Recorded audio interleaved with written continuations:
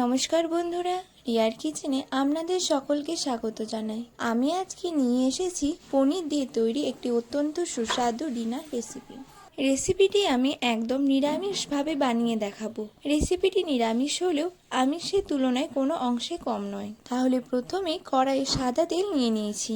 তেলটা গরম হয়ে গেলে একটি শুকনো লাল লঙ্কা ভেঙে দিয়ে দেব। সাথে দিয়ে দেব দারচিনি, লবঙ্গ, এলাচ ও কিছুটা গোটা জিরে। এগুলো থেকে একটা সুন্দর সুগন্ধ বেরিয়ে এলে দিয়ে দেব 1 টেবিল চামচ আদা কুচি, সাথে 2 টেবিল চামচ কাঁচা লঙ্কা কুচি। এরপর আদা ও লঙ্কা কুচিগুলো ভালোভাবে ভেজে নেব।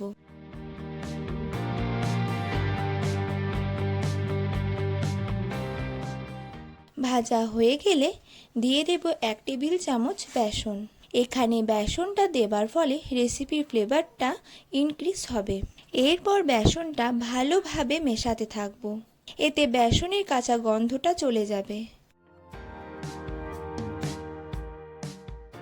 দেখুন বেসনটা ভালোভাবে কুক হয়ে গেছে, সাথে খুব ভালো একটা গন্ধ বেরোচ্ছে।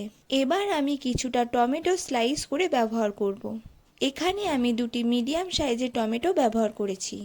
এবার টমেটো যাতে তাড়াতাড়ি গলে যায় সেজন্য দিয়ে দেব পরিমাণ মতো লবণ। লবণটা দেবার পর ভালোভাবে মিশিয়ে নেব।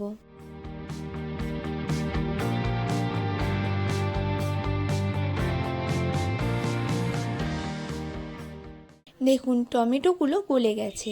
এবার দিয়ে দেব কিছু ঘরোয়া মশলা, যেমন রঙের জন্য 1/2 টেবিল চামচ হলুদ, 1 টেবিল চামচ কাশ্মীরি লঙ্কা গুঁড়ো, স্বাদটা বাড়ানোর জন্য দেব 1 টেবিল চামচ ধনে গুঁড়ো ও 1/2 টেবিল চামচ জিরে গুঁড়ো। এরপর ভালোভাবে মিশিয়ে মশলাগুলো কুক করে নেব।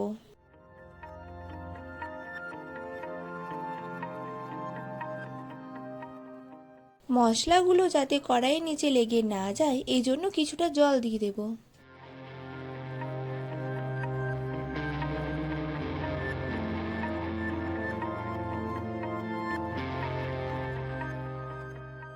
এরপর যখন মশলাটা এরকম স্টেজে থাকবে তখন দিয়ে দেব কিছুটা ক্যাপসিকাম কুচি। এখানে আমি 1টি ক্যাপসিকাম মিডিয়াম সাইজে কুচি করে নিয়েছি। এবার সব কিছু মিশিয়ে ভালোভাবে কুক করে নেব।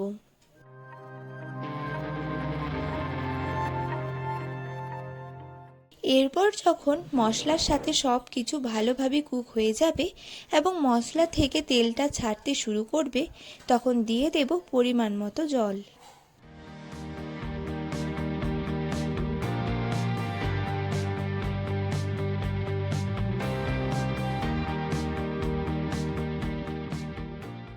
এরপর একবার ভালোভাবে ফুটিয়ে নেব যাতে ক্যাপসিকামগুলো সিদ্ধ হয়ে যায়।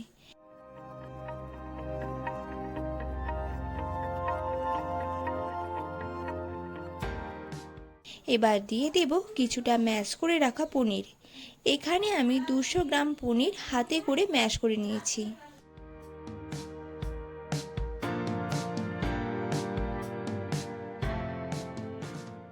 এরপর পনিরটা গ্রেভির সাথে ভালোভাবে একবার মিশিয়ে নেব এবং 1 মিনিটের জন্য লো ফ্লেমে ফুটিয়ে নেব।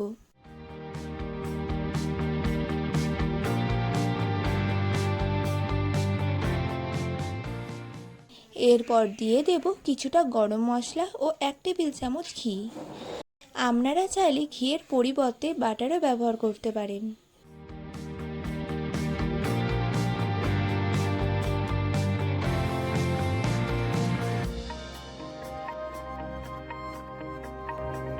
সবার শেষে কুচনো ধনে পাতা ছড়িয়ে দিয়ে রেসিপিটি শেষ করব। তাহলে আপনারা অবশ্যই দেখলেন রেসিপিটি বানানো কতটা সহজ এবং রেসিপিতে ব্যবহৃত সমস্ত মশলা একদম ঘরোয়া, সবার বাড়িতে অ্যাভেলেবেল। আপনারা এটি রাতে ডিনারে রুটি বা পরোটার সাথে ট্রাই করতে পারেন।